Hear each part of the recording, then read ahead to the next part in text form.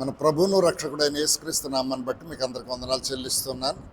ప్రియమైనటువంటి దేవుని బిడ్డలారా, ఈ దినము సొలొమోన్ ప్రసంగిగా మారిన తర్వాత 5వ అధ్యాయంలో 18వ వచనంలో ఒక మాట మాట్లాడుతున్నాడు. ప్రసంగి గ్రంథంలో ఏమంటున్నాడు? 18వ అధ్యాయం 18వ వచనంలో, కోరదగినది గాను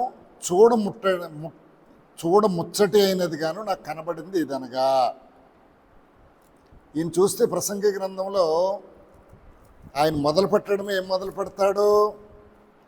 2వ వచనంలో నుంచి మొదలు పెడతాడు.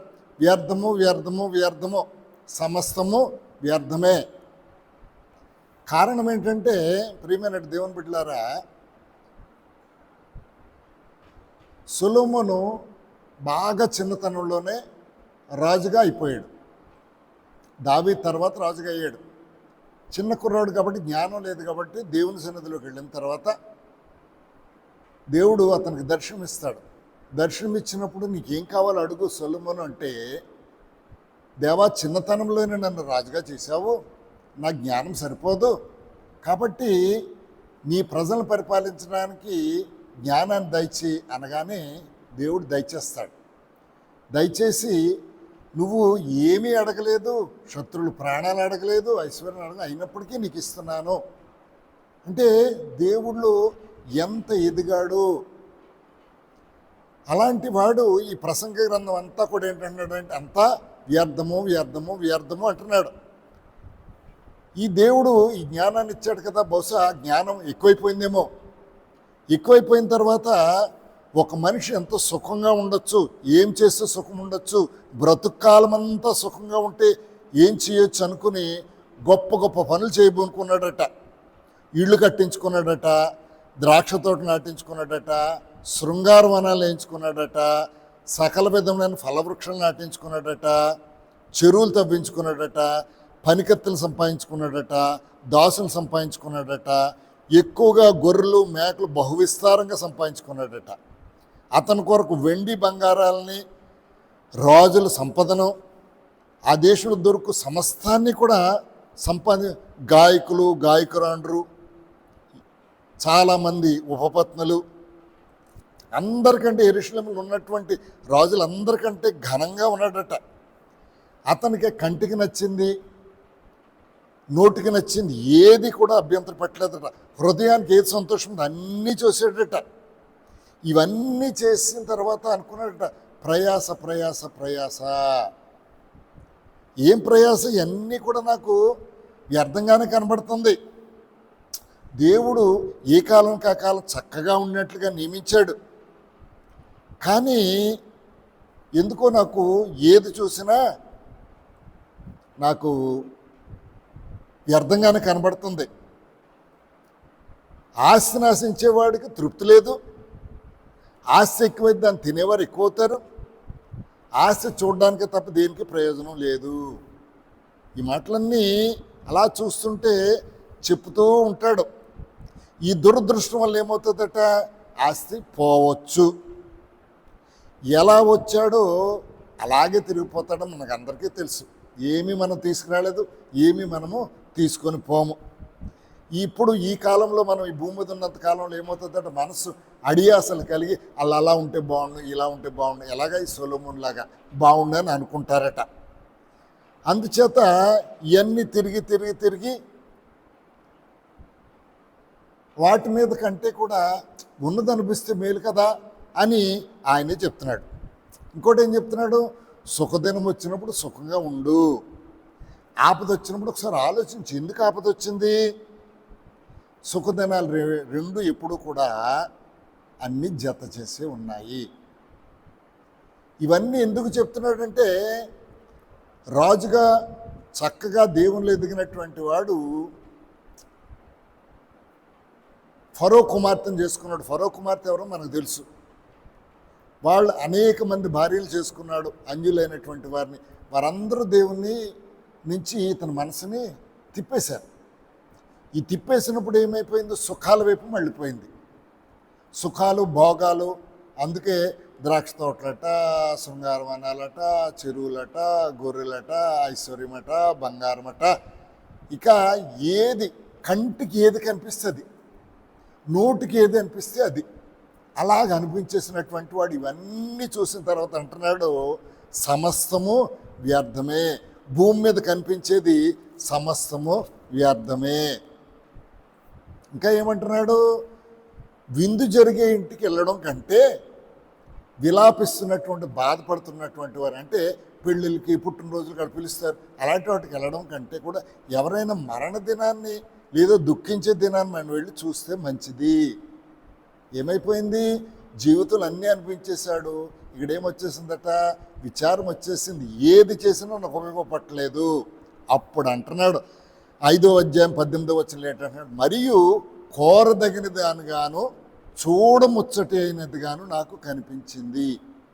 ఈ ప్రసంగ గ్రంథం అంతా వ్యర్థమో వ్యర్థము, ఏది చేసిన వ్యర్థమో, ఏది చేసిన వ్యర్థమో, అది వ్యర్థమో, ఇది వ్యర్థమో అని చెప్తున్నటువంటి వాడు, కానీ ఒకటి కనిపించిందట, కోరదగినది గాను చూడముచ్చటి అయినది కానీ నాకు కనపడింది ఏదనగా. ఒకసారి మనం ఆలోచించగలమా, చూడముచ్చటైనది, కోరదగినది. డబ్బులు ఇస్తే 1 కోటి ఇచ్చాడు అనుకోండి, అబ్బా ఇంకొక కనీసం 10,000 ఇస్తే బాగుండు. బంగారం కేజీ ఇచ్చాడు అనుకోండి, ఇంకో 1/4 కేజీ ఇస్తే బాగుండు. బట్టలు 10 డ్రెస్సులు ఇచ్చాడు అనుకోండి, ఇంకో డ్రెస్సులు ఇస్తే బాగుండు. ఈ లోకంలో వింటున్నటువంటి మీరు ఆలోచించండి, ఏదైనా అమ్మో ఇంకా నాకు చాలులే అనేది ఏముంది, ఫుడ్ ఒకటే, అమ్మో నా కడుపు నిండిపోయింది ఇంకా నాకు ఇంకొద్దు, ఆ స్వీట్లు తినాలనిపించట్లేదు, ఆ చికెన్ తినాలనిపించట్లేదు, ఆ మటన్ తినాలనిపించట్లేదు, ఈవేళ కడుపుని నిండిపోయింది, సాయంత్రం సంగతి తర్వాత చూసుకుందాం, రేపటి సంగతి తర్వాత చూసుకుందాం. అందుకేమంటున్నాడు, ఏంటట, చూడముచ్చటైనది ఏం కనపడించిందట, దేవుడు తనకు నియమించిన ఆయుష్కాల దినములన్నీ ఒకడు అన్నపానలు పుచ్చుకొనుచు తన కష్టార్జితమంతటి వలన క్షేమంగా బ్రతుకుచుండుటయే ఇదియే వానికి భాగ్యము. మరియు దేవుడు ఒకనికి ధనధాన్య సమృద్ధి ఇచ్చి దాని యందు తన భాగం అనుభవించుటకు, అన్నపానలు పుచ్చుకొనుటకు, తన కష్టార్జితను సంతోషించుటకు వీలు కలుగు చేసిన యెడల అతనికి ఆ స్థితి దేవుని ఆశీర్వాదం వలన కలిగిందని అనుకోవాలి. కాబట్టి ఇప్పుడు ఏంటట, అమ్మో చాలు, చాలా బాగుంది. ఏది బాగుంది, 10 కోట్లు ఇచ్చినా కూడా 10 కోట్లు ఇచ్చాడు, ఇంకా ఎక్కువ ఉన్నట్టుంది, ఇంకో 1 కోటి ఇస్తే బాగుండేమో. 10 డ్రెస్సులు ఇచ్చాడు, ఇంకో డ్రెస్ ఇస్తే బాగుండేమో. ఏది తృప్తి లేదు. కానీ మన జీవితంలో ఒకే ఒకటి తృప్తి, భోజన పదార్థాలు శుభ్రంగా కడుపు తిన్న తర్వాత తినేసి అప్పుడు ఒక మాట అంటారు, హిందువులు అయితేనేమో వాళ్ళైతే ఉండే, అన్నదాత సుఖీభవ, అమ్మా నీ కడుపు చల్లగా ఉండాలమ్మా, నీ చేతిని దేవుడు దీవించాలమ్మా, మంచి భోజనం పెట్టావమ్మా. ఎవరైనా ఇంటికి వెళ్ళినప్పుడు మంచి కాఫీ ఇస్తేనే చాలు, అబ్బా మీ చేతి కాఫీ చాలా బాగుందమ్మా, నువ్వు భోజనం పెట్టావే చాలా బాగుందమ్మా. ఇవన్నీ అనిపించేసిన తర్వాత విరక్తి కలిగి సొలొమోను అన్నాడు, మనము చక్కగా భోజనం చేయడము, చక్కగా కష్టపడ్డము, క్షేమంగా ఉండడము, ఇదే నాకు చూడముచ్చటి అయినది కనుక అనిపించింది. కాబట్టి ప్రియమైన దేవుని బిడ్డలారా, మనం ఈ లోకంలోకి ఎలాగొచ్చామో మళ్ళీ అలాగే వెళ్ళిపోతాం. కానీ మనం ఇక్కడ సుఖంగా అనిపించాలంటే ఏంటంట, మంచి తిండి, మంచి నిద్ర. మన చేతులు కష్టార్జితాన్నితో మనం క్షేమంగా కనుక ఉండగలిగినట్లయితే అదే దేవుడిచ్చిన ఆశీర్వాదం. కాబట్టి మనం ఈ లోకంలోకి ఏం కావాలో, మనకేం కావాలో వాటన్నిటిని ఆలోచించుకొని, సొలొమోను ఎప్పుడూ తన జీవితం అంతా పాడైపోయిన తర్వాత అనుకునే దానికంటే మనము ఇంకా దీపం ఉండగానే ఇల్లు చక్కబెట్టుకోమన్నట్లుగా మనం ఇంకా వయసులో ఉండగానే, చక్కగా ఉండగానే మనం కష్టంతో మనం సంపాదించుకొని చక్కగా భోజనం, వాళ్ళని చూసి ఏదో పులిని చూసి నక్క వాతలు పెట్టుకుందట, వాళ్ళకి బంగారం ఉంది, వీళ్ళకి పట్టు చీరలు ఉన్నాయి, లేకపోతే ఆడికి ఇలాంటి వాచి ఉంది, ఆడికి ఇలాంటి బట్టలు ఉన్నాయి, ఓ పట్టు చీరలు కడుతున్నారు, నగలు పెట్టుకుంటున్నారు. అవి ఏమి కాదు. కానీ దేవుడు కష్టానికి తగినట్లుగా ప్రతిఫలం ఇచ్చాడా లేదా, ఆ కష్టానికి ప్రతిఫలంతో చక్కటి భోజనం తినగలుగుతున్నామా లేదా, చక్కగా నిద్రపోతున్నామా లేదా, ఇది ఆలోచించుకోండి. ఆలోచించుకున్నప్పుడు మనము దేవుణ్ణి ఎరిగినప్పుడే మనం ఇవన్నీ నేర్చుకోవాలట.